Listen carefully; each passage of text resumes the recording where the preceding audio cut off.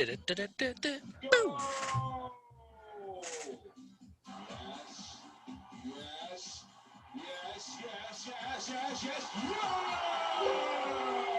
Sure. Let's the goal.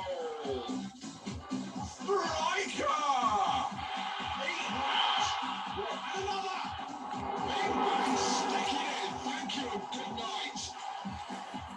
Twat! That was liquid football. Hello, everybody. It's your old friends at Monday Madness, and welcome to another episode of the That Was Liquid Football podcast. Woo! As ever, we are in hand to talk about all things football, all things Premier League, and now all teams Champions League, because that's been happening this week. So, guys, have you been enjoying the week of football that has been? We've had quite a lot on again. Not really, because it was all shy. But that's great. We That's won good, last yeah. night.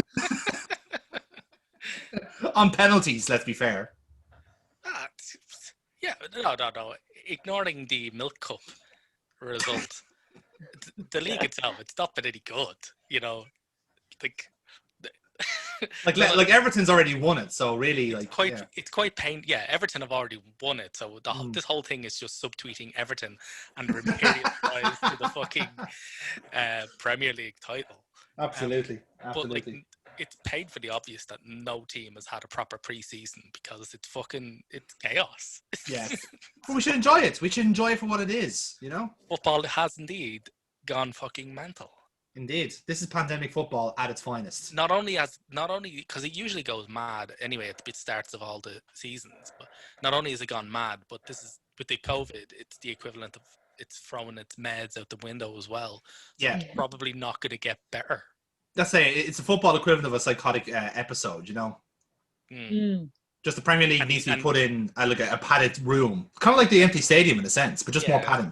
A psychotic episode, and you've just run out of lithium. You know, so you're like, shit. It's a bad sign, yeah. So Let's lick some phone batteries, guys. it's a wrong way to save ourselves. But for the time being, let's jump right into our Premier League rundown, chaps, shall we? Oh, do we have to listen to this music? Oh, we do.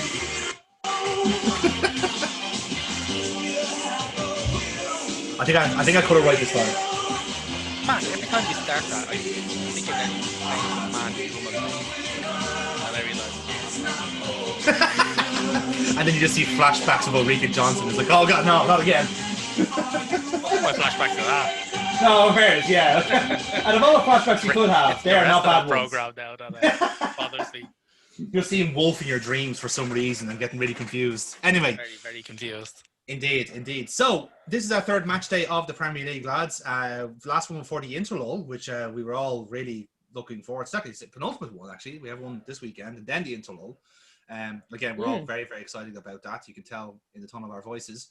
Thankfully for us, it was a very, it was mixing in quality. There were some really boring matches and then some really, overly, toply, ridiculous matches, which really suits us. Yeah. So, jumping right into the wave of tedium that was Burnley 0, Southampton 1. I watched this match. Can't recommend it. There's nothing happening in it. I think if you gave both teams a 1-0 win and a Danny Ings goal, I think both teams would have accepted that. There was nothing else in the match. It was the game where, right from the opening whistle, neither team looked like they even wanted to be there. I guarantee, after the referee had blown the whistle, if he'd have went, look lads, I can just blow up right now, we all go home, 0-0, and they'd have gone, fuck. Yeah. It was really late on a Saturday. Yeah. Wasn't it? 8 o'clock, yeah. It's just everyone was just like, nah, not having this. Can we go back to 3 o'clock kickoffs, please? It's past my bedtime. I want to just go nap. Yeah, but if you thought Southampton weren't getting any better after their fiasco at Spurs, they really stunk the place out. It was something. Both teams stunk it out, really. In fairness, Burnley were not great shakes either. Well, the goal came in the 5th minute. Yeah, and nothing happened. It wasn't even like Burnley even wanted to score an equaliser. It was just let's just do you know Puck Fada, who can kick it the furthest? That's literally what it was. It was just let's hoof it and see who gets the furthest, as if that was the real prize of the day. Yeah, exactly. Maybe it was. We don't know. We don't know what the agreement was. Southampton, that was they had 1 shot on target, 1 goal. Burnley had 2 shots on target. That was it. There was only 1 yellow card. Oh, fuck this. Yeah. Yeah, that was it. Nothing at all to talk about. So moving on then to the other 1-0 win from this match day, and that was the Yorkshire Derby, which we haven't had in the Premier League before, lads. Actually, I'm wrong. It was actually the first one since 1994. Can you believe? Right, I was 3 since this fixture last happened, so there you have it. And Leeds beat it 1-0. Patrick Bamford is averaging a goal a game. 3 and 3. Bamford. I love as well. I think it must be a thing where, like, the more criticism you give Patrick Bamford, the better he somehow plays. So I feed his curly head. Just the mental image of that is a bit weird, I'll be honest. I'm not a fan of that. Not a fan of that at all. But it's a fun game by all accounts. Like, it was good value for a 1-0 win. You know, it could have been a lot more. Yeah, it should have been a lot more. I'm like, I was just looking at the goal stats there. Like, Leeds had 8 shots on target. Mm-hmm. You know, fucking Sheffield had 4. So yeah, like this could have been mental. Yeah, Sheffield's suffering a bit of the second season syndrome, aren't they? Don't say that. Don't say that too loud.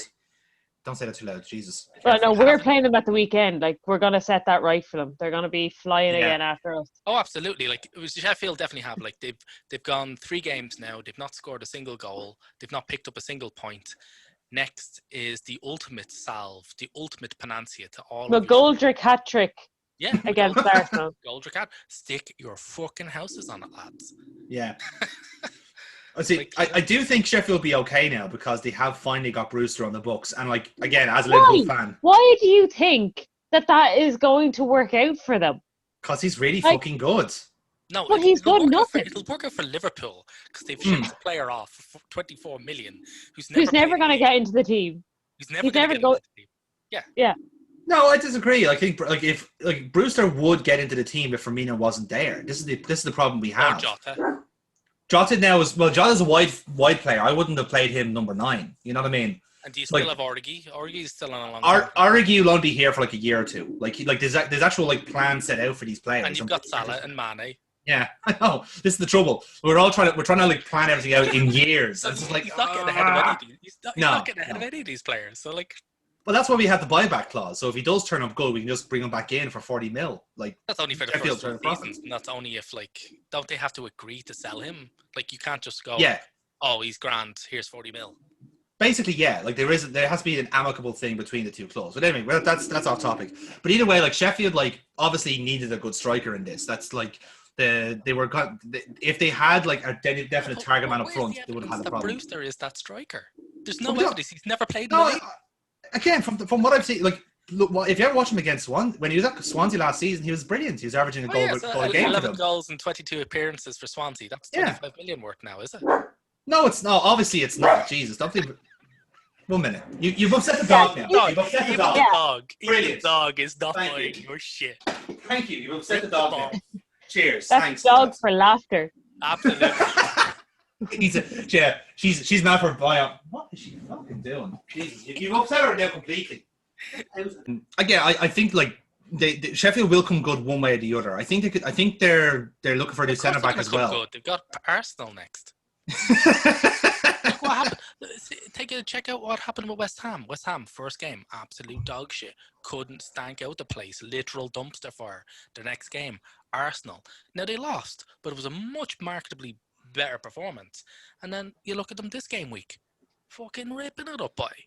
I like that you've kind of booked Arsenal as some form of like football phoenix down that somehow revives clubs from the dead. I keep telling you, I said this to everybody. We've been saying this for years. I've saying this for years, yeah. If I was a sports like psychiatrist, I'd learn hypnotism and I'd make a fucking fortune going round and round to all the different teams. And as a pre-match preparation, I'd just hypnotize them all to convince them that they were playing Arsenal. And fuck me, 200% fucking efficiency thing. Give me that money. I'm trademarking that, by the way, so no cunts will steal it. Yeah, that's fair, Shell. Yeah, you have to put a good, catchy title on it, though. Like, you know, it has to be like Psycho Gunnerus or something like that. Yeah, you know? Exactly, yeah. Anyway, so moving on then from the Yorkshire Derby. Which was a bit of fun.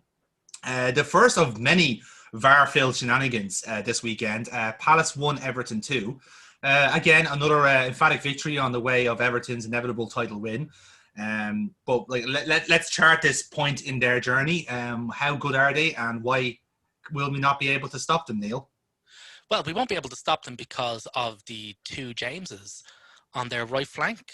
Mm-hmm. The fucking sweet chin music that James and Seamus are unleashing down that right flank. It's just, oh man, like it's pure poetry. Like it's really something, you know. After Coleman chased off Kieran Gibbs for horrendously Back at his attacking. boy. He'll do it again. What do you mean he'll do it Did again? again. I did again. He'll do it again. So yeah, after that, like, the two of them are just poetry in motion, baby. Absolutely. Imagine that first conversation between the two of them. It's like, oh, hi, you're James Rodriguez, aren't you? Yes, that's right. Did you know that my name is your name in Irish? No, I didn't know that. Well, it is. There we go. That's the only conversation they've ever had. Yeah, they just have an understanding. They just know. Yeah, it's all Jameses have it. It's true. Does that mean then if Nordy gets to the Everton team, he scores 20 a season? Look, right-hand side, yeah, exactly, yeah. You gotta play on the right, baby. Yeah, we have to experiment with that. So yeah, as I was saying, like, to be fair, like, Palace were in this game a good bit. I think, like, the reason I'm kind of saying that a little bit in hope for the Merseyside derby, because Everton still look pretty bad away at set pieces. They are getting better, but the personnel is not good enough to man mark, or sorry, zone mark, I should say. Well, and the goalkeeper's not good enough either to come out of his box. I really I think if they were to get a decent keeper in, they should have got they should have gone hard in for Martinez. 100%.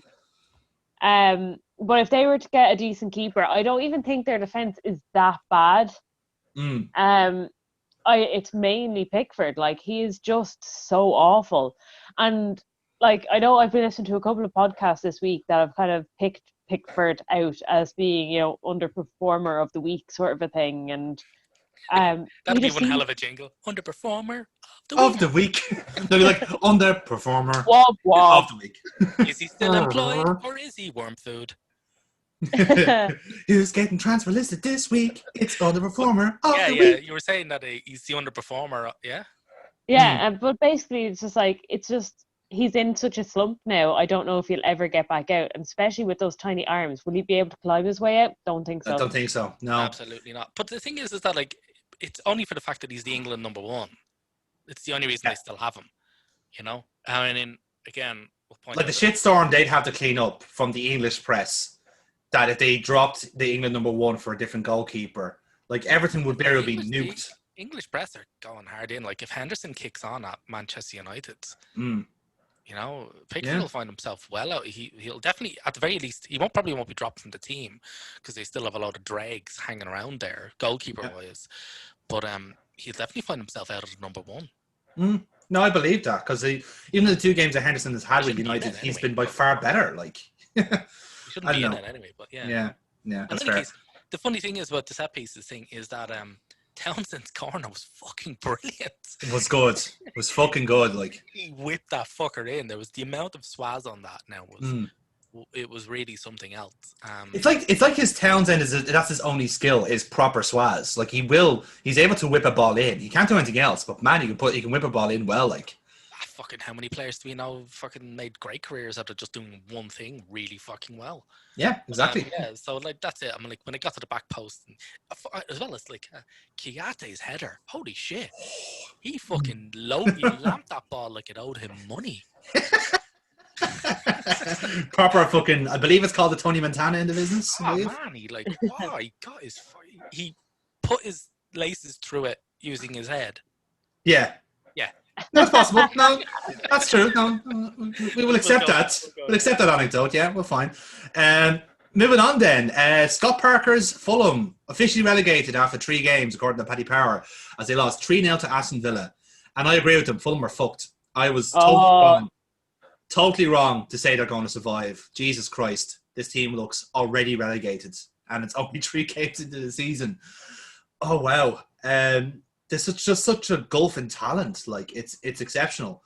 I remember I was watching this game and I was thinking, like, are Fulham actually just going to do anything else but play a flat 4 midfield, flat 4 defence, and 2 up front? Is there anything else about this team? Did I miss something in the Championship that, like, everyone else, like, didn't see?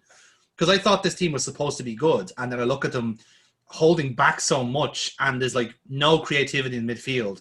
The defenders are fucking atrocious. They are League One defenders, let alone fucking Premier League but defenders. they're like the owner guy went out on Twitter and was like, straight after the performance, was just like, yeah, we know we need to replace the centre backs. We've been trying, and like set out this list of all the centre backs that or the reasons why they didn't sign any of these centre backs. And it's like, yeah, that's all well and good because the centre backs were shite. They're terrible. But that I don't think is great for I don't know, team morale. I'll be expanding on this. I will be expanding on this later on in the Hand of Cards because I will be talking about Tony Khan at length. So yes. Okay. Yes. It must be something else to be a defender, to look to the stands, see your own club owner going, "Yo, get the fuck out!" Fuck bought that guy. Oh wait, not even bought that guy. You gave Dennis O'Doy a 3-year extension on his contract. He's 5'7". You have him playing centre back. What do you expect is going to happen? You literally just put an umpa-lumpa in the defence and expecting something to work. It's not going to. Literally anyone is going to outmatch him in a corner. Even the corner flag could beat him in a header, for fuck's sake. It's almost like putting Danielle van de Donk, who's 5'4", to mark Sam Ewis in a match, who is 5'9". That's oddly specific, Burkbot. I don't think that's ever happened. I don't know. Maybe I'm just making this up. You could be making this up. Yeah. But in any case, also on the flip side of the coin, Villa look actually quite tasty. They do. They really, really do. Yeah, it kind of sickens me to agree with that. Yeah, it does make me want to vomit onto my mic. But Martinez, I wanted him to do well and him only. So you you just watch the Villa matches through a haze of tears at what could have been. It should have been me. He's always going to be my number one. Yeah, that's it.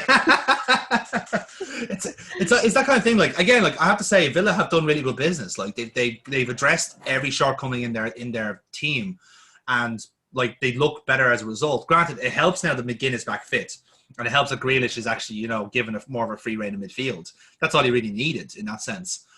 So yeah, no, they look good, and they look fairly comfortable in the league. I don't know if they'll be stuck into the relegation scrap at all. It depends on the teams around them, I guess. I don't know. I wouldn't be surprised if they hit a decent mid-table finish. I'd be okay with that. Yeah, I'd be okay with that. Again, it depends on Watkins. If he starts scoring goal game, then yeah, of course they'll be fucking fine, because that was the problem last season. Moving on then. One of the shock results of the match day, lads, it has to be said. Who knew putting David Moyes in a box full of his own infection could work to your advantage? West Ham 4, Wolves 0. I was not watching this game because I was like, I can't remember these W teams. I can't remember if they're any good or not. And then Watford relegated. Googling, was Watford relegated? Oh. Relegated. Relegated.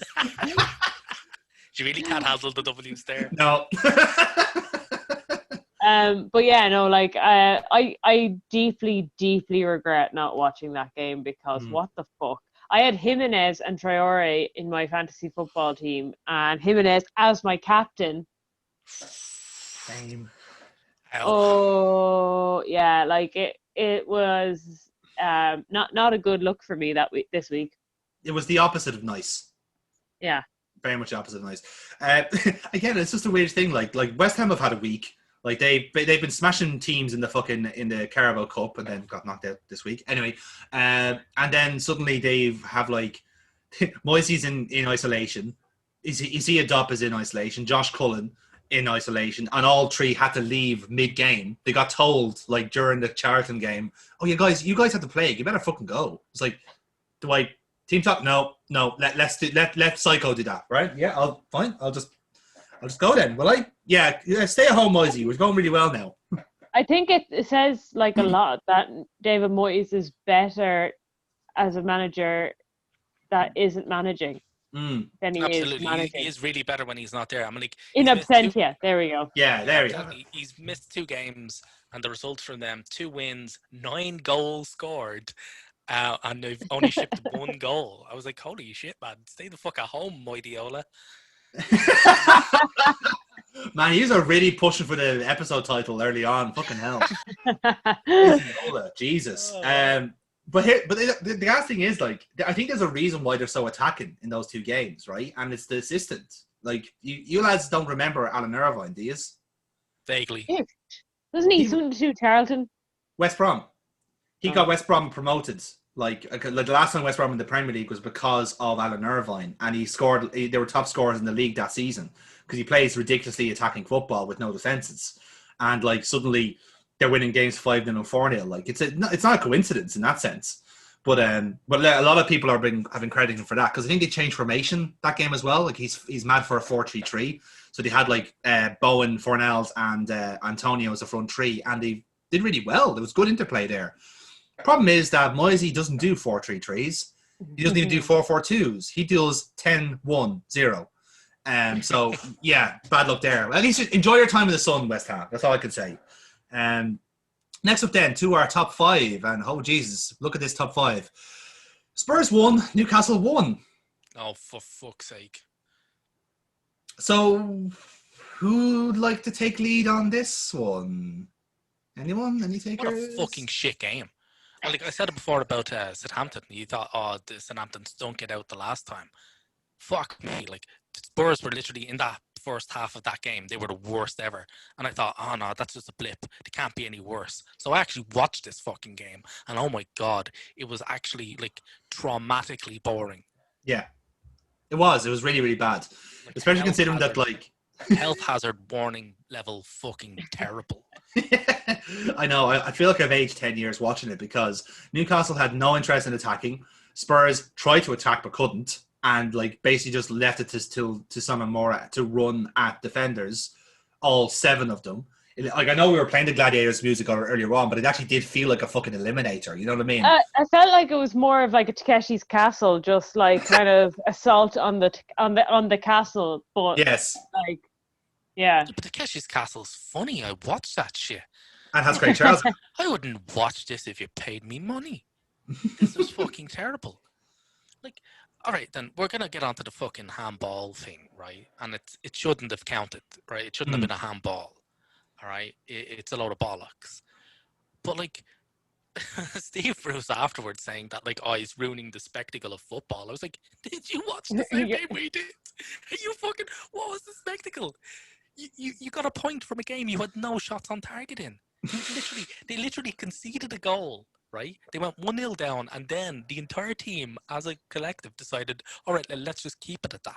Let's just keep it at 1-0. I mean, it was fucking terrible. It was absolute garbage. Hang on, I'll pull up the fucking stats here. Fuck this shit. They had 5 shots off target, no shots on target, 35% possession, right? Spurs had 12 shots on target. And 11 of them were saved from Darlow, so the defense didn't even block any. Absolutely. Like, where was the spectacle? Like, what spectacle are people ruining? This is a spectacle you want to be fucking ruining. Had it not been for the fucking handball thing, nobody would be talking about this match. Yeah, I don't think we even ranked this as a match. Yeah, this is it. Yeah, like I said, as you mentioned there, the Dyer handball was literally the only noteworthy thing from the match. We all agreed at the time it was bollocks, don't we? Like, it's just a handball rule itself. Like I did say, and I completely stand by my words at the time, was this is an absolute fucking shit show of a rule. But I'm so glad that it's in right now because this is what the Women's World Cup had to deal with. Yeah. And we had to suffer during that. So all y'all can suffer through it until everything gets fixed. It's funny listening to all the pundits now waxing lyrical on philosophy of law. Like, you know, you've got Jermaine Janus breaking out the fucking existential crises of fucking football. And it's hilarious as what because the reason why the rule came in is because basically FIFA have now taken control of the handball rule, and it's stated that the Premier League has to fall in line with everybody else. And they're all complaining about it. Like, oh, why do we have to have the same rules as everybody else? I was like, sorry, did you really ask that question? Are you a grown fucking adult asking that fucking question? Well, it's like Brexit all over again. I was about to say, hello, what is Brexit? Exactly, yeah. This is a fucking point. But the thing is, as well, this kind of leads into my COD. When like Mourinho was after the match was saying, oh, you know, big clubs a big club would have gotten that decision, whereas at Spurs we're a small club. We don't get that. Spurs are a small club as he's standing. Us humble Spurs. as he's standing in their home stadium, which is one of the most expensive on the fucking planet. With cheese fountains. Yeah, exactly. So you did kind of backtrack a wee bit on that, but and its own microbrewery. The fun thing about the reason why the handball rule, and people have been comparing like the old handball rule, which is only like about 4 or 5 lines, to the fucking Cthulhu like beast it is now. Yeah. And the reason why is because it's to stop the refs. It's to eliminate any kind of thinking on the refs' part. The refs just apply the rule and that's it. And the reason why they have to do that is because of people like Jose Mourinho. Fucking people who almost made a career out of cycle. I mean, he basically admitted to it, saying, a big club gets that decision. I was like, so you've just admitted to you kind of psychologically skull fuck the officials into giving you decisions that they don't normally get. And we'll get onto this in the card as well. But the reason why the rule has been changed so many times, and the reason why it's such a fucking gargantuan clusterfuck, is to stop people like him. Yeah, no, I agree, and this is the thing. Like, it is like a combination of it is of people wanting justice so much, and then realizing like what the double-edged sword of that is. Exactly. if you want to take the decision out of the referee, then this is the alternative, and this is your only alternative. And also, can we all be on the same level that Steve Bruce would be complaining about not getting that handball had that not been given? Oh, absolutely, absolutely, yeah. Let's all say I watched his post-match interview, literally going, "You lying fucking sack of shit." Sorry, Brooke, you were saying there. Sorry. No, I was pretty much just agreeing, but just saying that if it had been the opposite way around, and it had been a Newcastle player handballing it, you can be absolutely sure Mourinho would have been running up and down the pitch and gotten himself sent off by the referee for complaining and for not getting it. So and defending the handball rule as well. That's at least we forget. Oh yeah. Hypothetically. So that's all I wanted to say there. Yeah, no, that's fine. Moving on then to the other game that was heavily affected by this handball bollocks, although perhaps justifiably so, is Brighton 2, Man United 3. No, the thing is that that was actually a handball. Yeah. I mean, that's the opposite side of the coin. This worked. It was, and it was missed. I mean, it is written into the rules that if there's a VAR decision going and the ref blows up for the game, they can actually restart the game. Yeah. In fact, there was one case, I think, in the Bundesliga, I believe. The Bundesliga, where all the players were back in the dressing room. Yeah. They were still reviewing it. Yeah. And then the ref's like, yeah, sorry guys, we're to head back out here now for a penalty. Yeah. But Mopé has actually just saved that ball. It's not just a glancing thing. He's literally put his hand up, and everybody missed it, and you couldn't actually see it. Funnily enough, a friend of mine texted me, and he watches it on the channels that don't have the crowd noise because he can't fucking stand it. And he said you could actually hear it. You can actually you can't fucking see his hand hit it because of the camera angle. But you can actually hear Mopé. He's literally put his hand up and saved it. Had he been the goalkeeper, he'd have been saying, "Oh, that's excellent command of his box there. That's a match-saving intervention there." So that's that's absolutely a proper use of the fucking VAR and the rule and everything. Yeah. No, this is it. Like I said, there's a lot of subplots to this game, and most of them were Brighton oriented. Like Trossard hitting the bar 3 times, Brighton generally hitting the woodwork more than the goal. They hit the post 5 fucking times. 5 times. I think they made a record. They hit a record. I think. I could be wrong about that. I did actually, because I didn't watch the game. I watched extended highlights. But I remember a mate of mine pinging me during the game. He was watching it. He was going, Brighton set up for the fucking crossbar challenge. Yeah. There was one of the guys that a friend of mine drinks with. He's like a mad gambler, and the local betting shop do a kind of thing whereby if you've got a first goal scorer or if you've got any bet on and the crossbar is hitting that game, they'll double the odds. And he actually literally went in and asked, "Does that actually rack up for every crossbar hit?" And the manager just went, "Absolutely fucking not. You could get that." Good to say, because hit post 5 times and then Mopé penalty. You could have like had a 6-time fold on your bets. Yeah. Holy shit! Yeah, no, fair shout, man. Yeah. I think it's only just the crossbar. It's not the post. The posts don't count. Semantics. Ah, Can we all just appreciate the hubris, by the way, that is Neil Maupay? The hubris. I love it. And the fact that it happened to Maupay. Yeah, Yeah. this is it. Like, this is the second time this has happened to him. Like, absolutely. I guarantee you, Bernd Leno was watching that match going, you fucking Schweizer cunt. Let me just write that one down. Schweizer cunt. That's good. Be sure. I think it's got like 4 umlauts or something like that. I don't know. Yeah, I've got the special beat. The special beat. Yeah, yeah, it couldn't have happened to a nicer guy. But at the same time, though, I have to say, like, this like result really does mask how fucked United are. Like, okay, Brighton, like, realistically, gone by the balance of play, should have won this game like comfortably. You know, they should have been like against Newcastle, because let's be honest, I think Newcastle gave up more of a fight. The only thing that really saved them was the fact that, like, okay, Fernandes had a penalty scored, whatever it was, and what saved him was Rashford having some remarkable fucking skill, like genuinely like soloing throughout the entire Brighton defense. But otherwise, if you look at their midfield, that midfield was controlled by Adam Lallana, who's 33, and we let him go for free because he was so injury prone. And here he is dancing around Pogba, Matic, and Fernandes like they were fucking training cones. Like that should be alarm bells to somebody at United. Obviously, there isn't. The window's closing on Monday. They're not signing anybody, and they can get off this fucking Sancho train because nobody's on it. You know, you need to start looking at what's wrong with the team. Sancho, as I think we stated before in one of our previous podcasts, Sancho wouldn't help them. No, like the problem isn't with right wing. People have to stop looking at this. Look at the back. Look at your defenders. Your fullbacks are terrible, except for perhaps Wan-Bissaka. But like, there's nothing there. Like, you know,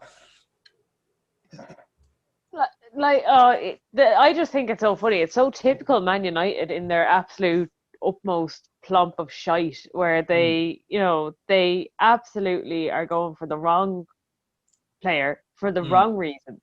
And yes. I, for one, think they should try and waste all their money, just like they got, you know, Sanchez, as in Alexis Sanchez, and just waste all their money on Sancho. Like, but that's a remarkable thing. Like, you made that point about getting it for the wrong reasons. Like, the reasons they're getting these players in, these marquee players, is to sell jerseys. They're not there to augment a team. Like Man United, we've said this like for years, that Man United is no longer a football team. It's a business. They're in the business to sell stock, to sell shares, to sell shirts, and to expand. That's what Ed Woodward's real job is. It's not to actually sign players that are good for the team and do all that scouting horseshit. No, that's Michael Edwards bullshit. We're not doing that over here. What we're doing is signing big names to put on the back of our jerseys and sell shirts. And then next year we'll sell them off because they're terrible. But at that point, we have made our money. You know, like what, Falcao, fucking Ibrahimovic, Alexis, as you said, and now they're looking for Sancho. They're literally just going for people they've heard of, so they can sign for Man United for maybe a year or two. They depreciate like fucking milk, and then they sell them off because then nobody cares. They made their money. It doesn't matter. Absolutely. But in all fairness, like, they really got to do something, because holy shit, if Brighton had decent strikers. If they had one more striker, they would have won that game 4-0. Aaron Connolly, I'm sorry, I really want him to do well. How did he not get a fucking penalty? True, yeah, in fairness. He's so good at earning penalties. Yeah. Actually, just new rule, just to have Lamptey as a striker, because that seems to work out really well. Yeah. Let's just put Lamptey everywhere. Yeah, we can do that. We can clone him. No, I think, maybe. We have the technology. We have the technology. Whether or not we're allowed to is another question. But let's just hope that this match uses up United's season-wide reservoir of luck. Oh, let's hope so. That'd be nice, wouldn't it? If this is their only lucky result. I can only hope that when Arsenal rock around to Manchester United, they play like this. Because holy fuck, we'd have a field day. But then again, I said that before the match against West Ham, and I was like, oh my god, we were so fucking lucky to get out of here. I'm just like, because this is the thing. Like, I'm even like trying to picture how our match is going to go later on in the season. I'm just looking I'm trying to do maths here, right? If Adam Lallana can walk through Man United midfield of 3, and if Thiago will then own Manchester United. Like, that's the only way. That's what the maths is telling me. That's what it's equates. That's assuming he doesn't. He'll have Ed Woodward as a pet Yeah. He'll actually have, he'll have nutmegged Ed Woodward in the stands and still been able to make the pass to Hendo or something. I don't know. Then Woodward buy the ball or something like that. He's just there looking at Thiago. Can we buy him? You had a chance 6 fucking months ago. You didn't even hear of him. They got him for pocket change, you fuck. Anyway, so our top 3 then starts with the 3-all draw. See what I did there? Ooh. In the incident known as West Brom Bull, ladies and gentlemen, because I'm so fucking happy I can say that now about Chelsea. West Brom 3, Chelsea 3.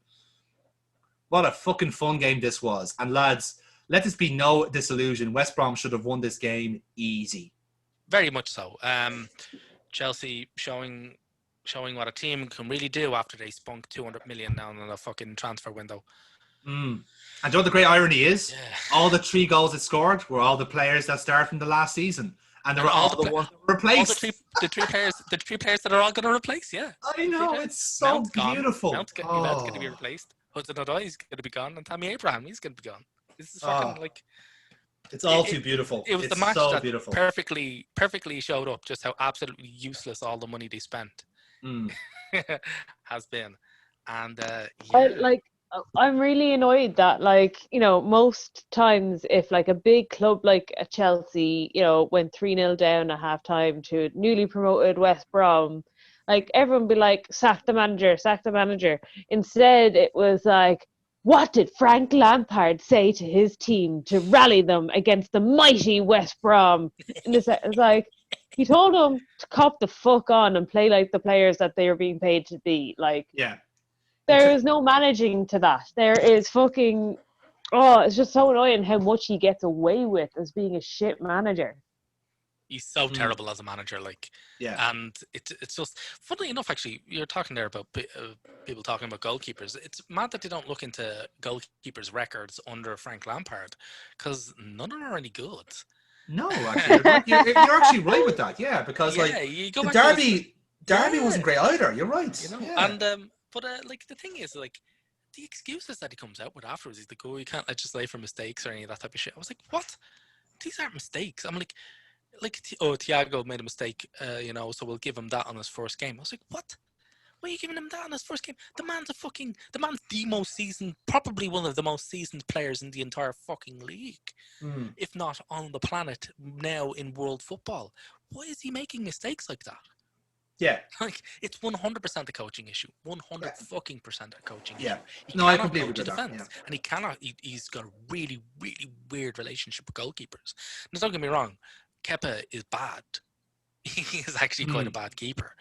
But fuck me, is he being coached wrong? And the defense is not helping him out. They're shipping an awful lot of near point blank shots that he's just no chance of saving. I'm even trying to think what is Lampard looking for in a centre back, because again the most baffling story coming out of all the players are trying to let go to reduce their squad size. Loftus-Cheek, baffling. Why are you doing that? Fucking Barkley, fair enough, he's a bit wank, but probably because he can't get rid of Danny Drinkwater, who's still ridiculously at the club. And then you have Hudson-Odoi, he's probably going to Bayern. You have Giroud might be on the way out as well, because he's now 4th choice at this rate, which is nonsense. Come back to us. Come home, Giroud. Come home. To get rid of Lacazette and take Giroud back like that. That isn't such a good idea, and the club should do that. I should message Mikel Arteta right now. Drop a message there. Yeah, DM, slide into his DMs there, see what happens. But the thing is, much to your point, he's kind of the opposite of Lampard, I should say, is kind of the opposite of Mourinho, where Mourinho famously never coached his attack because he wanted his attack to basically gel together and make their own moves. Hence why for years Drogba was so good, because he was just an improviser. He was able to do things on the fly and everyone just followed his way. And then suddenly when he was gone, with the likes of Shevchenko and Torres, who forwards that actually needed coaching, didn't really work out. But I think Lampard is weirdly the opposite, where he wants to focus so much on the top half of the team, get them to gel together, get them to start doing all this interplay and focus on 2 midfielders when really you need another one in there to make this work. But the back 4, no, they'll fix themselves. That's fine. We can get Kurt Zuma and Andres Christensen to communicate, and Rudiger, who is arguably our best centre back. Yeah, he can go to Spurs on loan. That's fine. We don't need him. We don't need him. We got Thiago Silva now. Exactly. We'll hire in Thiago, who doesn't speak English. Excellent. With Anders Christensen, who's Danish, and Kurt Zouma, who speaks French, and Fikayo Tomori, who speaks Fam. Like, it's not going to work. Like, it's not going to work. It's no, but what's funny is that like as he spends so much of his time coaching his attack or focusing on his attack, they're absolute garbage. Yeah. You know, so Atrocious. they're wasteful up front and absolute atrocious at the back. And you go, like, this is £220 million, which by the way is more money than they spent when Abramovich first took over. Indeed. Even accounting, like adjusted for inflation, he has actually spent more money in this transfer window than he did when he first took over, and they went fucking mental. Yeah, I'm like, it's over with 3 games to go. There's no way this is going to gel. It's a calamity with Calamity Frank. Mm-hmm. Indeed. Ooh, Calamity Frank. Calamity Frank. Again, another good title name. Fuck Neil, you're on fire tonight. For West Brom, though, West Brom were actually quite good. I was really impressed with them. Like, Grant, a lot of it was Callum Robinson just like playing on the last man and doing it really, really well.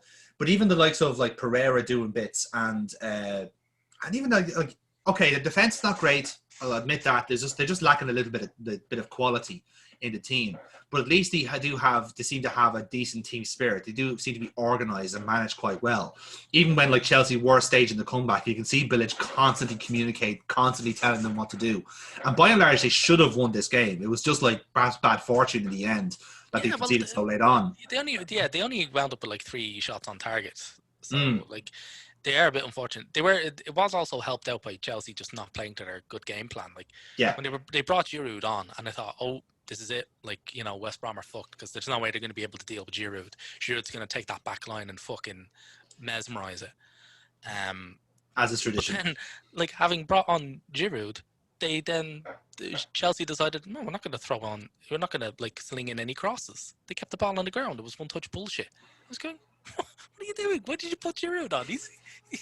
You're not going to hit the ball to him, you fucking idiots. What are you doing? You fucking not slinging across. Swinging across, that's what he's there for. He's huge, he's big, he can move, and he can shrug people off. Yeah. At the very least, he'll head it down for one of your nippier players to fucking slam it in. They didn't. It was unbelievable. They threw on the target. They drew on the target man and didn't play to the target. Yeah. Is there a more inconsistent player than Mason Mount? There's a lot. Like, Mount is a weird one where like he has to have the space to work. Mount can't invent space. He needs to be able to like play in a pocket. He can't make a pocket like say Firmino, for example, or isn't that why they bought Havertz? Because Havertz can do that.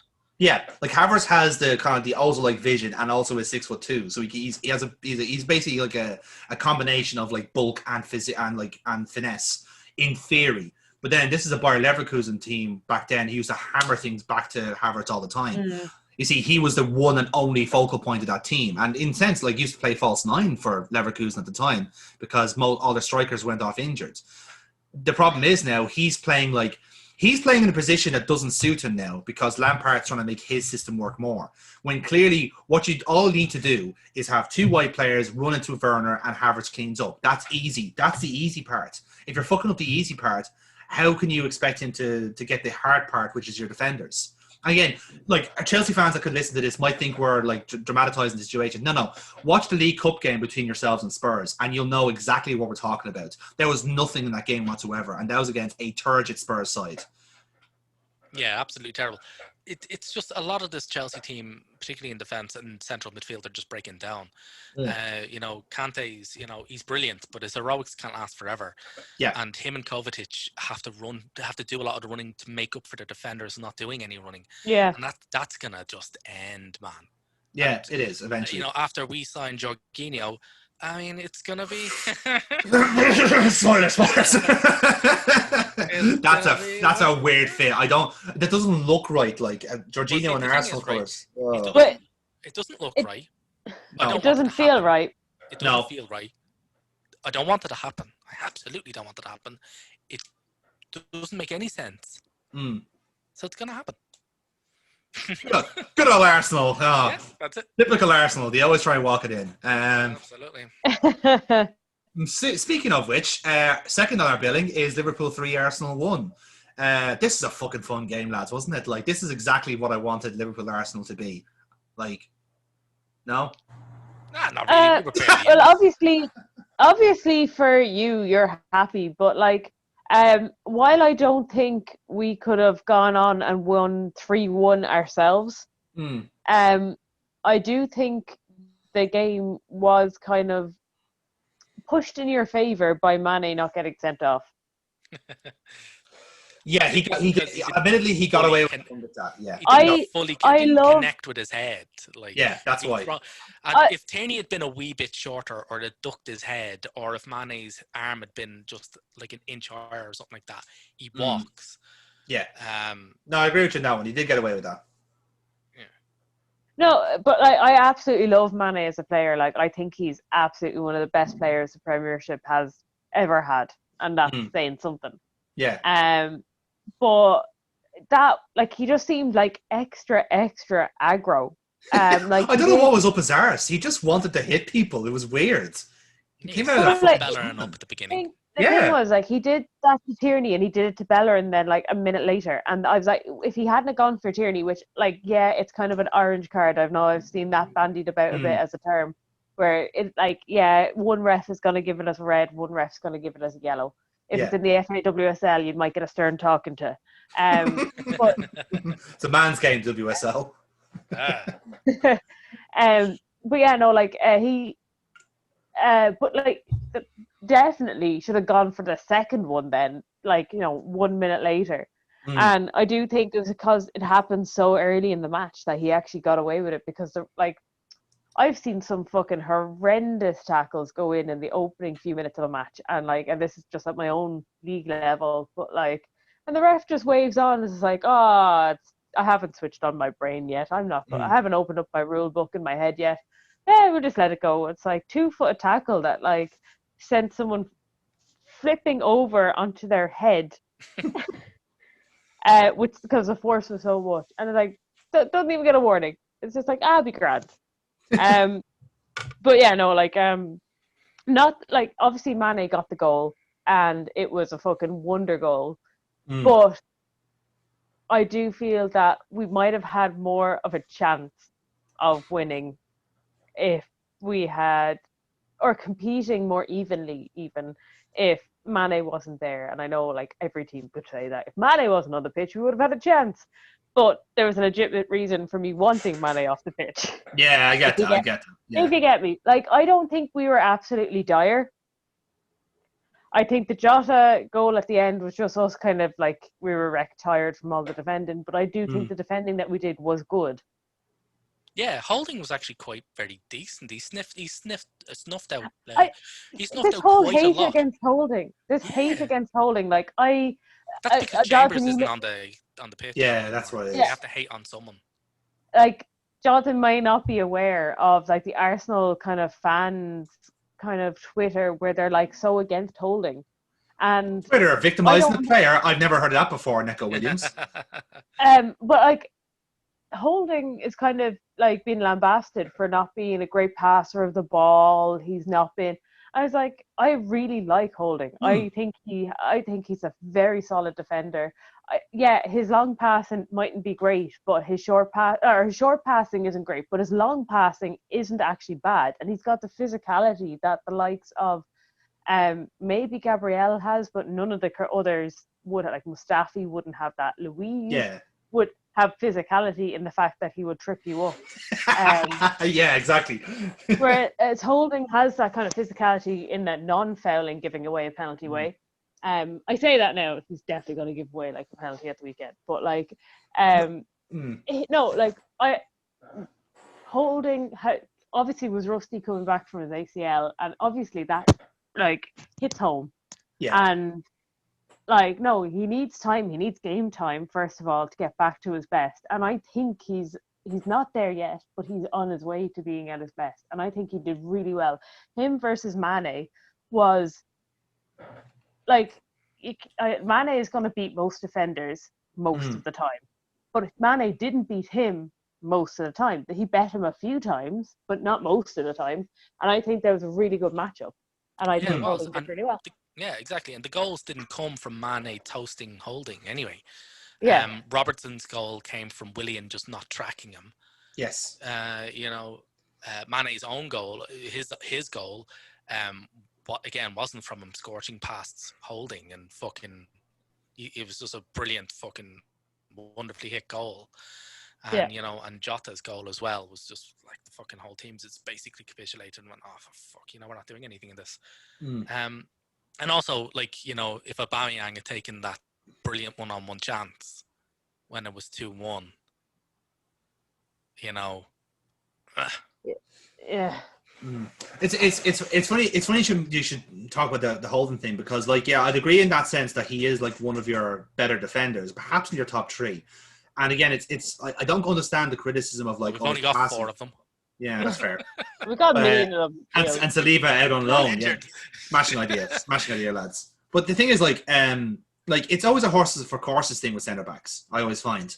So when people say like, oh, his passing isn't that good as a centre back, it's like, sorry, you do realise there's going to be defenders, right? Not every defender is going to be Virgil van Dijk and playing like a quarterback. That's not how this works. Not every team can have overlapping centre backs like Sheffield. It is a case of like you're playing a back three. Those back three defenders are going to behave differently. They're all going to have different roles in that system. That's why a back three works. Look at the Chelsea team that Antonio Conte won the championship with. The reason that was so successful was because David Luiz had no responsibility in that back three. He literally just had to lump it away and kick things, and he was successful. You know what I mean? So with Rob Holding, like he's essentially in that position where he can just use his physicality, lump it away, clear balls, because that's what the back three is designed for. It's to use your defenders to your advantage. Whatever neat thing they can do, use that as part of your tactics, and then that's what gets the teams going. That's why back threes always play from the back, because you have the numbers advantage. Use it. And the reason I say that is because that's how we beat you last night on Monday night. We tactically went back to the high press, which is something we haven't done for a fucking long time. Like that was old school Liverpool. You've pressed like it's been a while because we're talking during a match and I was like, I've never seen Liverpool press like this before. Like it's been a while since I pressed like this. Like it was like holy shit. And every single little, even there was a slight dip in the Liverpool running or the Liverpool energy, you could actually just hear Klopp on the sideline fucking screaming at people. Yeah, and the reason is like that actually worked, because again we were talking last week about how Arsenal were one of those teams that seemed to have sussed Liverpool's tactics out, and well, Thiago was going to be the plan A for that had he not got the plague, unfortunately. But the plan B was to go back to what worked, which was the heavy metal football. Arsenal don't like it when you press them, and that's been an historical fact for a long time. It has been an historical fact, but the thing is that we're passing out from the back, and what Arteta's done to the team, he's coached the team. Like we passed out from the back, and there's kind of no real point in doing it. But the thing is passing out from the back is one of the best ways of beating the press. Because if you beat the press going out from the back, you've got acres of space to fucking run into, and that did work. That worked.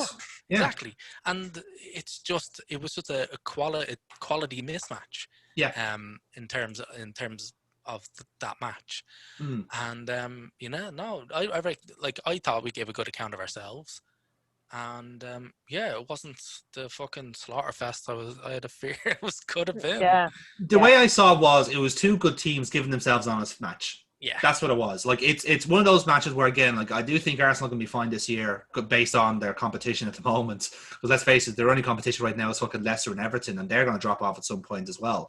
So like if the teams behind them, like this, the Manchester clubs and Chelsea, you undercut our Carlo Ancelotti's Everton on the way, lads. Carlo Ancelotti's inevitable. The golden toffees. Santos-like march to the fucking Premier League title. But the thing is, like he'll just click his fingers and half the league will disappear. But the thing is, like, eventually, like that team will be fine. Like, you can tell that. You can, like, I feel more confident in Arsenal than they did like facing Chelsea in the end, because the other way around, because in the end, like, the Chelsea team really did show that they didn't have much going on for them, and they were tactically set up wrong. That's why we're able to, why Henderson was able to play a straight pass through the midfield to Mane and got someone sent off. Like, okay, wasn't necessarily a tactic, but it was a weakness, and we exploited it.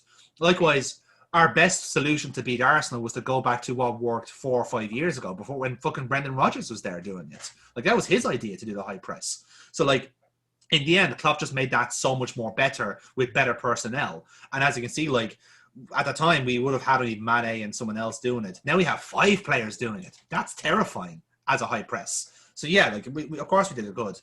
In the end, though, he's got your heat back in the end with the League Cup goal.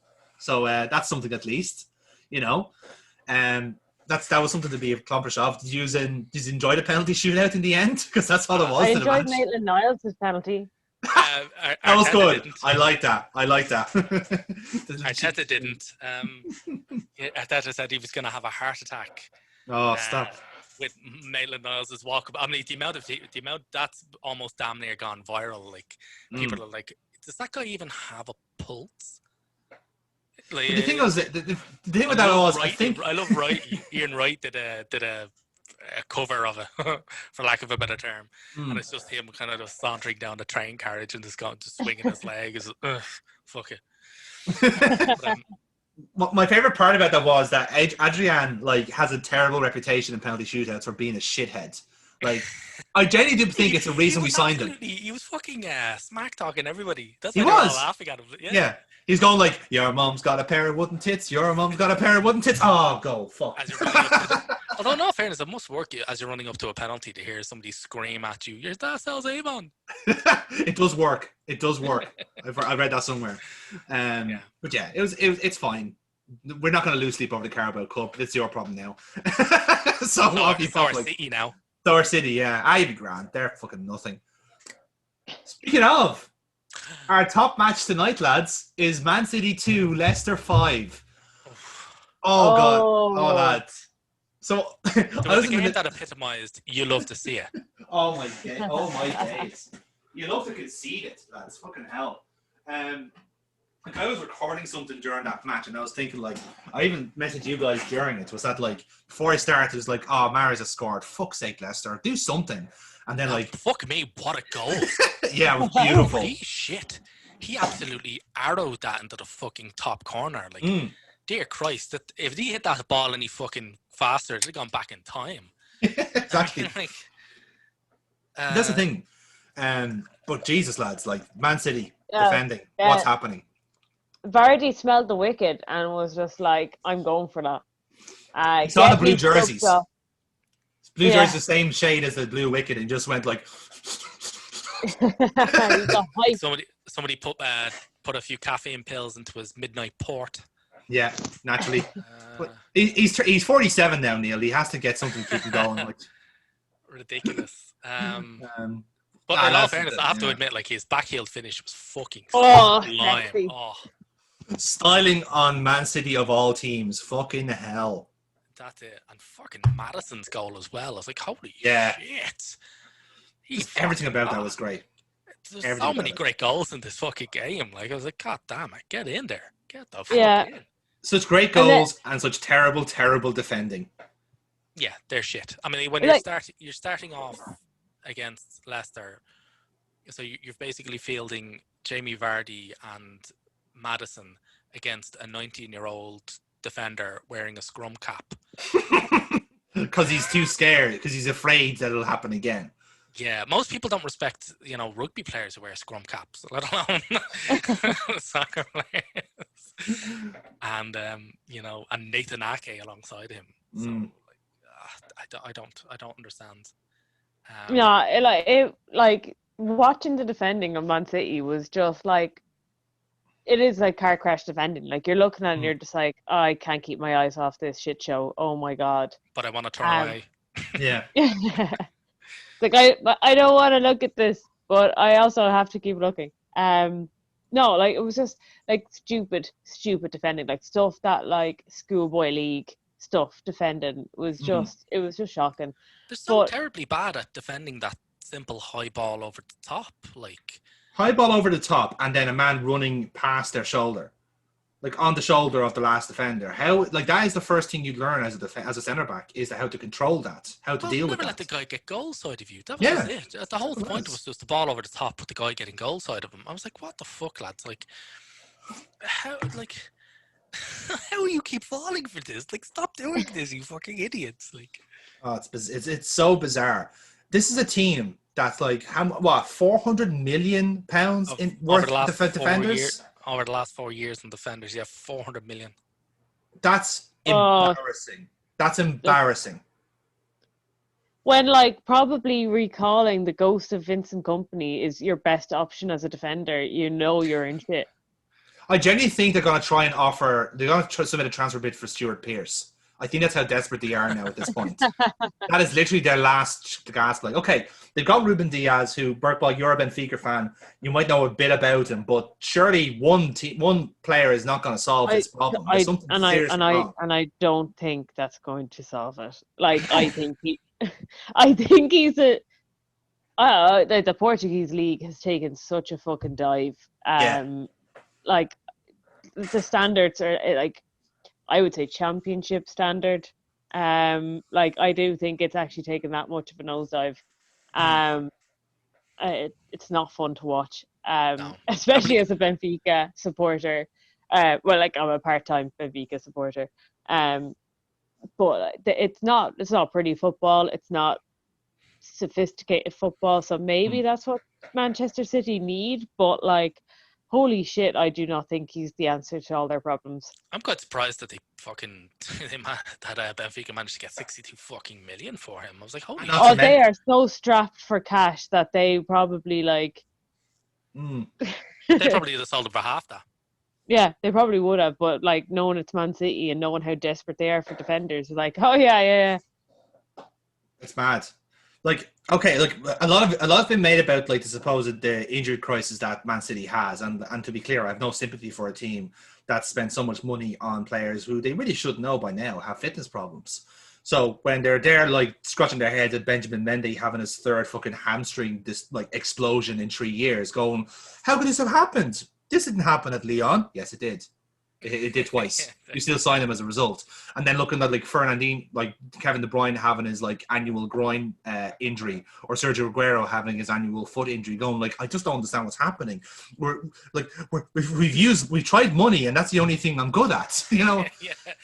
We've spent it all, and we've out of ideas. Like, you know. But this is problems of their own doing. Like, they have signed nothing but precocious, beautiful, like, fancy players, and then realize, oh shit, we have no strikers. You know, like, they sold off any third strikers they have, and now they're relying on Liam Delap, who, by all accounts, could be a very good talent, but he's not Man City's level at this point, and may not ever be. It's hard to tell. That's a lot of pressure to put on a 17-year-old player working on the Guardiola system, you know? Yeah, absolutely. I think the thing about the reason why all of the defensive buying isn't working is because defense, unlike attack, isn't an individual effort. It's a collective one.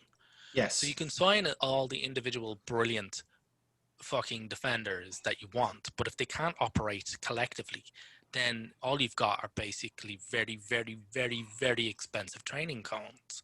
Like, I've no doubt maybe Mangala is a fantastic fucking team defender, but they couldn't get him to defend as part of that team, and ergo he was garbage. Is garbage. They still have Zinchenko on that fucking books. Like, well, they're trying to get rid of him so they can sign Tagliafico, but he won't leave. Yeah, he's like a gangrenous limb that still clings on. Like, but again, how does a team like Man City still have trouble at something like left back? They've literally signed a left back every year for the last 4 years. They've not been able to replace Clichy, which is so bizarre to say that. Yeah. Isn't that weird to say that they haven't replaced Clichy? That's like saying, oh, I haven't been able to replace Alex Song. He was such a pivotal part of my team, Alex Song.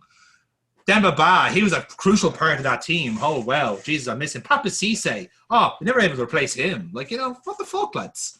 You know? But it's mad that they spent so much cash on Diaz when for, like, a good bit less than that, they could have got Koulibaly. I don't understand why they didn't go for Koulibaly. Like, well, just pick a defender who knows how to defend in the Premier League. What was wrong with Tarkowski? What was wrong with fucking Soyuncu? What was wrong with any other, like, defender from a genuinely good, like, Premier League team? Was Connor Cody not available? Was fucking, like, was one of the Sheffield United centre backs unavailable? Granted, but not even that. But like fucking Pep needs to go back to La Liga, go back to the Spanish league. You're telling me that with all their money, they couldn't have gotten Jose Gimenez off Atletico Madrid? I guarantee he said no. Are you sure about that? Yeah, I think so. Money changes a no into a yes pretty fucking easily, and let's face it, Man City have all of it. They do have all of it, but at the same time, like, this is, for me, very... What about that shit-hot Sevilla defender? Koundé? Oh, Koundé. No, they had an offer turned down for him. Fucking hell. Like they said, there's teams saying no to Man City now because they don't have as much pull as they used to be. Well, that's not even on as much pull. It's like, just offer the fucking cash, man. Hmm. Pony up the money. Yeah. Yeah. If you spend you're telling me they refused, they turned down 62 million for Conte? Apparently so. Sevilla? Apparently so. That. I don't think they offered that. Well, probably I think didn't. They probably No, lowballed I them. think they went for people like that. I mean, like, as much as they say that they didn't, I guarantee you Kubali was their number one target. Yes. But no, they all got shot down. And then, like, last minute fucking trolley dash. All right then. Yeah. Like, they went around to Benfica and went, what number would like make this not an issue for us? And Benfica went 6-2. 6-2. Whoa! We can throw in They're like, oh my god, 6-2. 62, and we can throw in Otamendi. Okay, make that 50. Yeah. Sorry, we'd rather the cash. Oh boy. We could build a player out of the money, and it would be better than him. Yes, exactly. So yeah, there we have it. Like that was the Premier League that was. I thoroughly look forward to the next chapter in this like remarkable fucking season for the I Manchester love clubs. watching City make absolute shite out of my prediction that they'd win this. And who do you have next? Marcelo Bielsa's Leeds. Oh, that's gonna be good. The Master versus the Apprentice, but actually, Hattrick, Bamford, nutmegging Ederson. Did you call him Hattrick Bamford? I can call him Hattrick Bamford. And that's another very good title for this podcast, Neil. You son of a fucking... Stop doing that. Hey, you are on it. You're saving these up, man. You're saving these up over the week, man. I need to get one of those fucking Elgato stream decks and I can just put fire alert. Love it. It's funny you should mention fire, Neil, because it's a gimmick for my next round. We're going to talk about the Champions League draw in our return to Eurovision. Please stand up for the national anthem. What is this?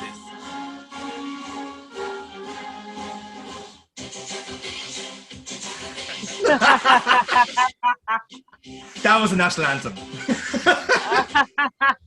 You can tell these lads don't listen to the podcast routinely because this is all new to them. I love it. So, Eurovision is where we talk about the Champions League, Europa League, and everything in between. And as happened this week, we've had our group stage draw, which is, as we all know, when the Champions League actually starts mattering. But Neil, I understand you are a very big fan of spicy foods. Yes. So I am going to ask all three of us to judge the groups on how spicy they are.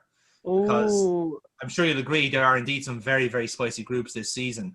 So starting off, as we should do, with Group A, that involves the champions themselves, Bayern Munich.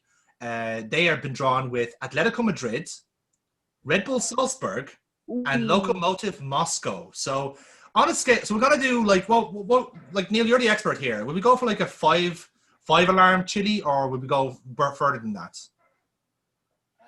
No, I wouldn't go that far. I mean, it's that as a scale. We're going like 0 to 5. Yeah, 5 go alarms. 0 to 5, man. Where 5 is like, you're leaking out of your arse. Yeah, okay, that's good. Yeah. So, I was going to go for something in the middle. I think Munich Atletico is going to be great fucking crack.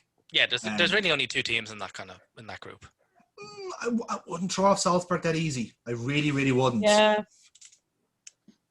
Salzburg are the kind of team that would really make Munich look stupid if Munich aren't at it. I'm going to go 2.5 chilies. 2.5 chilies. Ooh, I was going to go 3 chilies. Nah, I was going to go with the 2. I only think there's 2 teams in that. Okay, so we're at 2.5 chilies for Group A. Lokomotiv Moscow, you're indeed there. And moving on then. There's like 3 Russian teams in the Champions League this year. They're on their comeback, lads. It's like fucking all the oil money's back again, would you believe? Here's another one. Group B then involves the champions of Spain, Real Madrid, the champions of Ukraine, Shakhtar Donetsk, the runners-up, if you like, in the Europa League, Inter Milan, and token Bundesliga side, Borussia Mönchengladbach. Not as spicy, I think. I don't think like it's going to be like stellar spicy, as in like this is going to be like a mild burning that keeps going for longer. A sweeter chili, perhaps. Yeah. Like this would be like your hot on the Nando's scale. kind of spice, which isn't, Your mom's not. Your mom's hot. Like that's enough Oh for yeah, her. that's too much now. I know. Irish mammy. Just there dipping the fingers in the lemon, like oh. Nah, lads, I ain't giving I'm only giving this 1.5. I was gonna go 1.5 as well. Yeah, I only see. I was gonna go 2. So yeah. Okay. Yeah, we'll go 1.5 with that then. And I was kind of going the same with this one as well. Group C, which is Porto. Yeah, no, this is like your like lemon mild. Yeah, this absolutely. is it. So Porto, Man City, Marseille, managed by one Mr. Andre Villas-Boas, by the way, and Olympiacos.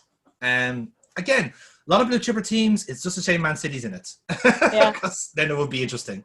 So yeah, I'm going to give this like one chili. That's One. Yeah, one chili. And now lads, this is where it gets interesting, right? I fucking love our group. Like, no word of lie, I don't care if we finish bottom of it. I am just going to have so much fun watching it. We have Liverpool, Ajax, Atalanta, and FC Midtjylland from Denmark. Fun fact, by the way, there is Mermaid Man and Barnacle Boy. There's connective tissue between all 4 of these clubs. Our throw-in coach works for all 4 clubs. He is Rory, on the last wet dream of a group. I know. Like this, like FC Midtjylland was where he came from first. Then he went to Ajax, did some job in Atalanta, and now we have him. We've literally charted his career like a fucking LinkedIn profile. Nice. Now, lads, I'm sure you might either agree or disagree on this, but I am giving this a lot of fucking spice. I'm giving this no spice, man. You're the only team in this. Oh, don't say that, Neil. They're gonna be fun games. I do not see anything other than you absolutely steamrollering every single one of these motherfuckers. But it's gonna be fun to do so. Maybe for you. Yeah, I'll have fun. Maybe Atalanta. Maybe Atalanta will put up a thing because they've only lost 2 or 3 players after nearly putting out PSG. I was expecting them to get fucking pillaged, but it didn't happen. So maybe them. But okay. So I don't see anything good in a full. Well, it's you play each of them twice, yeah. Yes. So I don't see anything other than the full 18 for Liverpool. I really don't. Again, I hope you were right, but like it's very reminiscent of last year's group where we saw like Napoli, Salzburg, and Genk and went, honestly, that's grand. And then each match was like 5-3, 2-1. Why are we losing to Genk? What the fuck is happening? And you realize, oh wait, there's actually like we're meeting Haaland and Minamino when they're just breaking out, and we're meeting like Genk players like Berge and Samata before they're breaking out. So we're like, it seems like they're like teams like they were under the radar. These are teams you know about. You're not going to get players like that at Midtjylland. No, not well. Actually, in fairness, there's apparently a lot of like very fast, like ridiculously athletic players at Midtjylland. The Danish league is apparently resurgent. Pillaged, right? They've lost De Jong, they've lost Van de Beek, they've lost Ziyech. Yeah. They've lost another D. They've lost Dest. Dest went to Barca today. Dest went to Barca. A delight as well. Delight. And his keepy uppies. Oh, Barca lads, stop doing that. Stop getting them to do that. They're fucking up every single time. That's embarrassing. Oh, it's so funny. It's quite interesting to see somebody try keepy uppies and miss the ball. You know, like we were all like, you're a professional footballer. You can't literally hold on to the ball for 2 seconds. He couldn't even like drag it back. Like he couldn't put his foot on the ball and have the ball come closer to him. I was like, are you fucking serious? No, this group is getting a 2.5 from me. It's getting a 1 from me because I just see a fucking Liverpool dominance. I see he's winning the first 4 games, securing top, and then playing the kids afterwards. I was going to give this 4.5, so I think that balances out then. Fucking hell! I know. Honestly, I think the matches are going to be really, really so fun. Biased. I am biased, but I want to see these matches. I think they're going to be really fun, even if they are depleted team. You're a Liverpool supporter. Yeah, they're going to be great. I said this last season. I want to face Atalanta. They look like fucking great fun. Like this is my ideal group, right? Maybe not Midtjylland, but yeah, this is what I wanted to see in the Champions League. So what we have that then. So we have like 6, 7. We'll take it as three chilies then altogether, like as an average. Fair. So now, if you want a 4.5 fucking chili, get Group E, the next one coming up. Yes. Yes, that is true. 4 teams, all of them so ridiculously top heavy that defense is just something that happens to the other guy. Indeed. So we've got Sevilla, we've got Chelsea, Krasnodar from the arsehole of Russia, unfortunately, and Stade Rennes, who, despite their name, is actually quite good. They're decent, fucking highly team. Third in France last season, third in Ligue 1 last season. Yeah. But no, this is like the top heavy fucking group. Like these 4 teams, like defense is something you put around a garden. It's just ridiculous. Yeah. This is it. This is going to be pure out, all out gunfights. And as we know, Chelsea are shy at that. Maybe the Champions League will bring something out of like Werner and et al. But I doubt it. Could do. Well, it could do. Yeah. If they're going up to that level, they've got to up their game to be at that level. Then maybe we're going to see a bit of a difference there. But I think this is a 3.5-4 Chile group. I was going to say 3.5. Yeah. 3.5. Sevilla have had their defense pillaged. I think Regulion, they've lost to Spurs, and Benega as well. Benega, why did they let go of him, man? Fucking shame. They've lost somebody else as well. I can't remember who. Fucking this is going to be that. It's going to be a gunfight. It's going to be hilarious. I like Group F as well, lads. I'm not going to lie. Dejan Lovren's Zenit St. Petersburg going up against Borussia Dortmund, Lazio, and Club Bruges. That's another. That's spice as well. That's spice. That's I think that's your 5-alarm chili right there. Oh, what? Oh, I don't know. I was going to give. You were going to give it to Group G, weren't you? You fucking. No. I was going to get no. I was going to give to hate. Yeah, same. I was going to do this 4 chilies, to be honest, because Dortmund and Lazio is like to some Guardian journalist is footballing porn. Like someone who just watches both Germany and Italy religiously are just going like, yes, please, now, just in my veins. No, fairness, absolutely. I mean, like, it's gonna be great. Watching the unit steamroller everybody. Yes.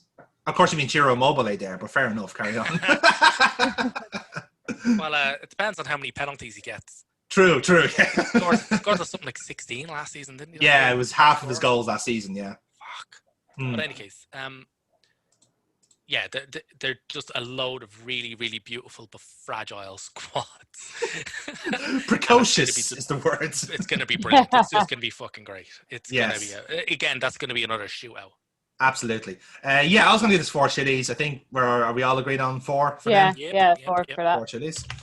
Group G then is another top-heavy group, it has to be said. Juventus and Barcelona, Dinamo Kiev and Ferencváros from Hungary. Okay, so I want to just jump in here and say because of Juventus and Barcelona, the group is automatically going to get people drawn to it, and it's going to get the RT getting played, but I actually think it's going to be a load of shit. Absolutely. And I'm going to say at most 2 chilies. Yeah, because Barcelona are too busy, like they're into the mid-season lull of their telenovela. And also, funny enough, actually, getting knocked out in the group stages would be like the pre-Christmas, finding out that the uncle did it, but actually not because he's got a twin. Also, funny enough, somebody pinged me a fact there. Apparently, it's the first time that Messi and Ronaldo will have played each other in the group stages of the matches. Yep. No, that's correct, yeah. That's absolutely true, yeah. And by all accounts, it's probably the last time they'll ever meet each other on a football pitch, by all accounts. Very much so. Last 2 times, yeah. Yeah, exactly. I'm going to give this a baseline 3 chilies. Like, Kiev and Ferencváros don't really add anything to this equation. Like, the chili, the sauce is just on Juventus, Barca, and them qualifying automatically, one would hope. Just which one is on top at the end of it. Exactly. I'm going to get them 3 chilies on that one. Now, lads, this is the spice. Group H. Yeah, this is my 5 out of 5. Yeah, I reckon this. Yeah, this is 4 out of 5. 4.5. This is like 35 bajillion on the Scoville scale. Yes, this is it. So you've got PSG, you've got Man United, you've got Rascals Tokyo calling Leipzig, Istanbul Başakşehir here, who are now the top team in Turkey, by the way. And you know why? Because they keep signing ex-Premier League players. On their books, they have Demba Ba, Gael Clichy, Nasser Chadli, amongst others. Oh my God. And just last season, they had Emmanuel Adebayor playing for them as well. They are literally the fucking shadow realm of the Premier League. But it's made them win trophies. They've been successful doing it, so it's bizarre. So yeah, there was some spice here, lads. It had to be said. Like United are like destined to drop out of this group, in my opinion. Absolutely, they're in with two of last year's semi-finalists. You know, disgustingly flavored sugary drink Leipzig and Paris Saint-Germain. You know. Yeah, absolutely. I'm like, Paris Saint-Germain are always kind of turning up. I'm like, they're going to be fucking gunning it out. I'm like, if anything, one of the main reasons why I'll actually be kind of watching the games in this is because I want to see if the fucking horror show of going out in the final last season will actually put a bit of a fire under the PSG players. You know, will it burn away that complacency? I don't think so. No, I don't think I'm still so. gonna watch to see. Yeah, that'll be interesting. Like, that'll be interesting. We were gonna have two like matches of the, like, I suppose anti-football club derby, like of you know, disgustingly flavored sugary drink Leipzig and, you know, anti-human PSG. Can we call it the unethical derby, perhaps, or the immoral? Yeah, I'm good at that. But yeah, it's fair enough. It's a very immoral group overall. So yeah, I was going to get them the 5 chilies. This is our 5 alarm. Yeah, this is, you know it's a hellishly immoral group when out of the 4 teams, it's Man U to have the high ground. Yeah. Oh Jesus. Okay, I'm marking it down 4.5 now. No, I think I'm blowing onto my mic. Yeah. So we'll briefly touch on the Europa League then, because that happened today as of time of recording. Arsenal were drawn in Group B. Some decent trips for you lads. Not too bad in the old travel aspect. I'm fucking loving it. Travel-wise, I'm fucking loving it. Yeah. I don't really... Well, I'm not too fussed about the group stages, but it's brilliant. I'm fucking laughing, right? Arsenal get Dundalk. All right. And no one can go and watch it. I'm thinking they're like Bose, like the Bose clubs, right? They're not happy about the coronavirus, right? Nobody is in this scenario except maybe Jeff Bezos, and he's a cunt. But Bose must be fucking delighted. They get their windfall off the Matt Doherty deal, right? Was it fucking Shamrock who got Inter Milan? The TV money in Milan, yeah. Yeah. They miss out on having a full fucking stadium because they would have gotten a full packed house to see Zlatan play fucking Shamrock Rovers. They miss out on that fucking windfall, and now Dundalk miss out on the windfall of having Arsenal. Like you'd sell out the Aviva with that. Yeah, you would. Yeah. Here's the thing with that: they have to play in the Aviva because that's the only stadium big enough for the Europa League group stages. Yeah, well, Tala Stadium isn't big enough yet to do that. Yeah, well, it hosted a final, so. Yeah, exactly. The worst on record.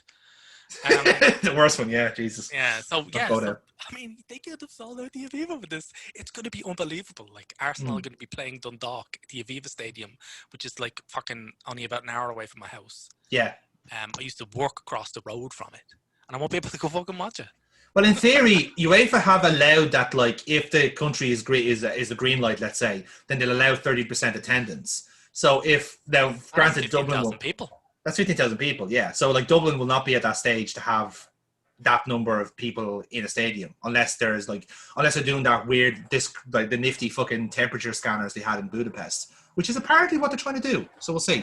The other groups then we'll quickly flick through. Rangers, Steven Gerrard's Rangers, got tied in with Benfica, Standard Liège, and Lech Poznan. For me, lads, that's a group that Rangers could easily get out of. Like, you were talking there about Benfica being well depleted. Standard Liège, the Belgian league, is not as good as it used to be.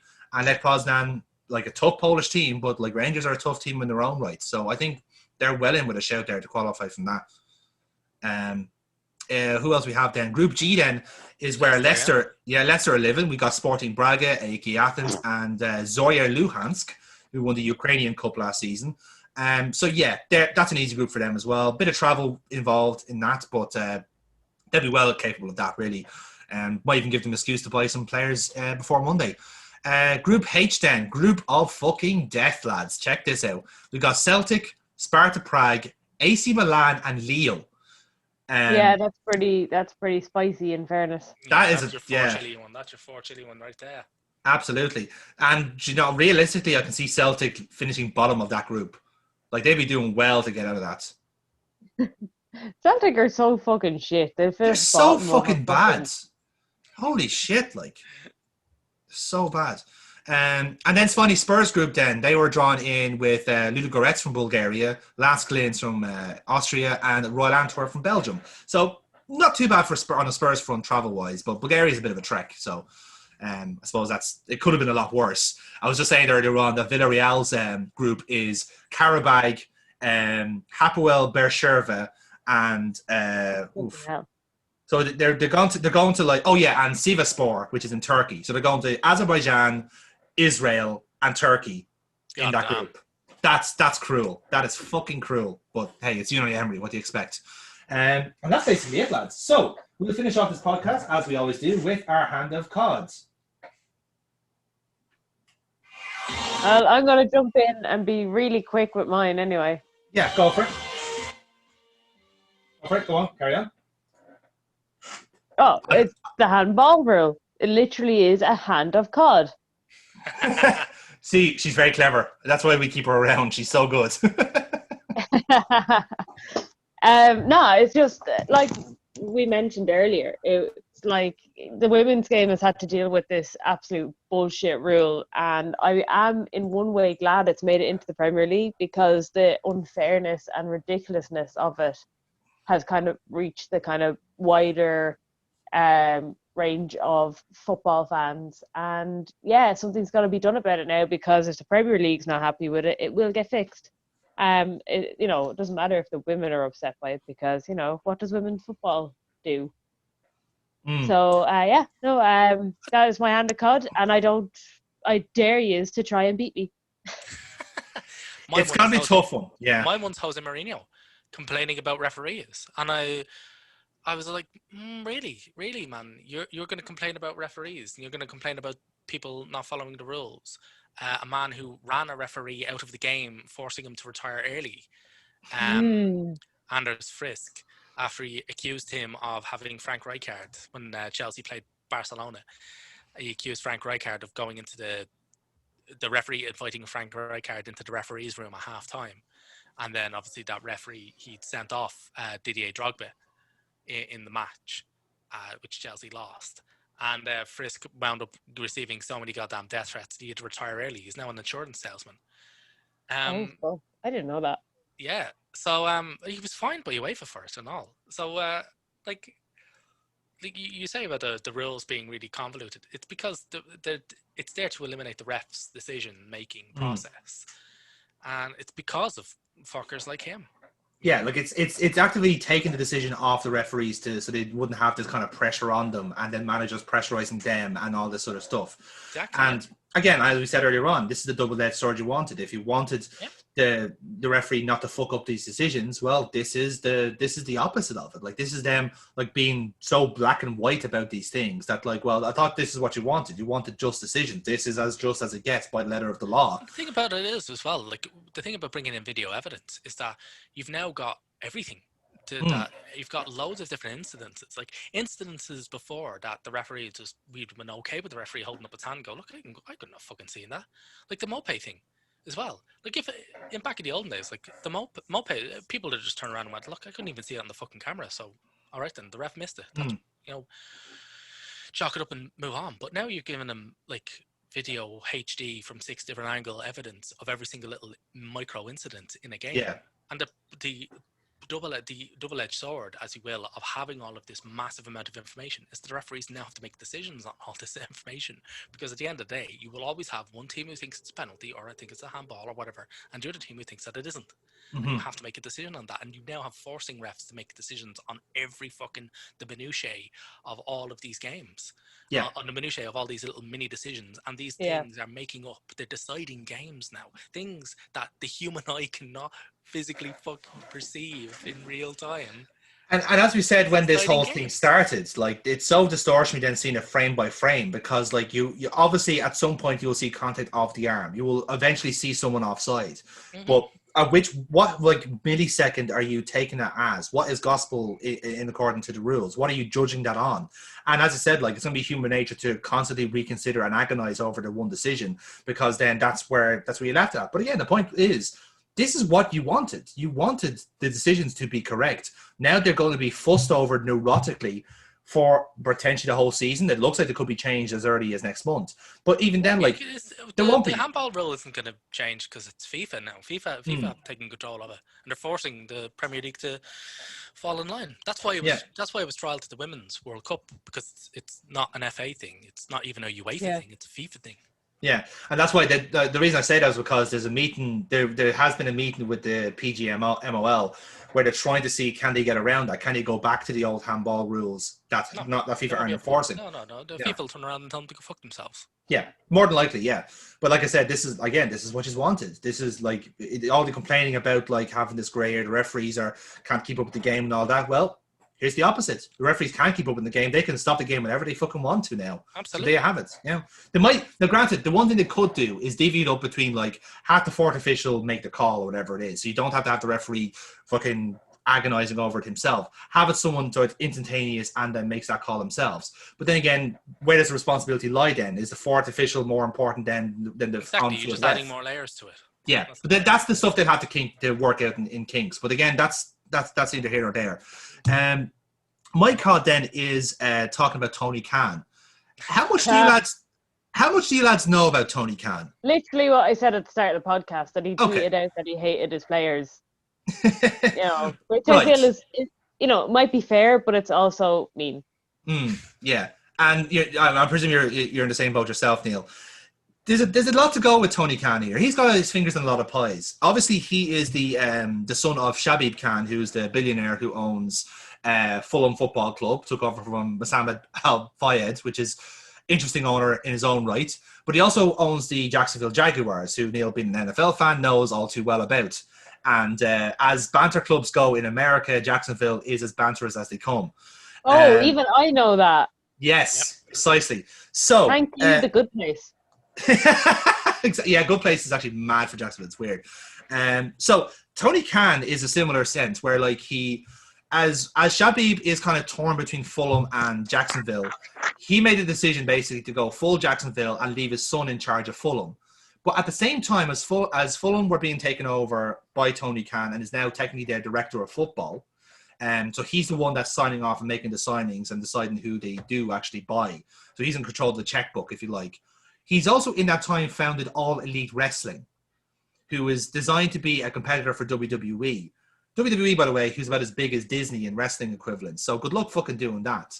You might as well you're going up against Goliath with literally no weapons. You know what I mean? But that's, again, beside the point. The problem with this is now, right? This has been further complicated by the fact that there is now a COVID pandemic on and Tony Khan can only be in one place at a time. And where he can only be really is in Florida with All Elite Wrestling because they're doing their tapings in Jacksonville and he's signing wrestlers nonstop. Very much similar in a Fulham sense where he just says, someone's available, sign them and give them something to do. And like literally it's just checkbook, open. So the reason I'm nominating him is that as a director of football and as an owner of a wrestling promotion, the man is ridiculously naive. Like literally you could not get any more naive unless he was 6 and had a whole load of fucking trading cards like in his open hand waiting to be nicked. Because that's literally what Tony Khan is. Like to tweet out open criticism of your team while they're playing, while they're conceding 3 goals, saying, yeah, we wanted to sign 4 centre-backs during the game. Because he thought it was better to placate the fans and like try and get them on side rather than looking at Scott Parker, who a lot of fans believe now has been thrown under the bus big time by Tony Khan, who again, he was his appointment. He wanted to get Parker in to be the manager because he practically like gave the rest of his career to Fulham as a thanks he got the job. And likewise now, he's the one that signed those defenders. He signed Dennis O'Doy, Tim Ream, Michael Hector and fucking Maxime Lemachand. They're all terrible. They are not Premier League standards. No, Dennis they are O'Doy in absolutely particular. not. Dennis O'Doy, isn't he the guy who played for Dundalk and got let go by Dundalk? That was Hector. He was. That was Hector. Terrible in that game. Hector was loaned out to Dundalk when he was back at Chelsea, and then Dundalk said we don't want him back, and he got a job at Reading then and did a lot better at Reading. But again, that probably says a lot more about them.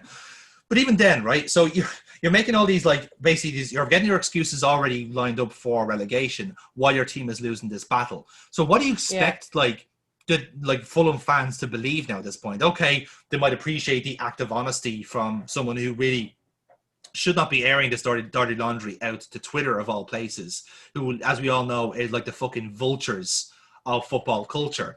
So once you do that, you're leaving yourself open to criticism, open yourself up to like just this blank honesty that you work so out of your depth.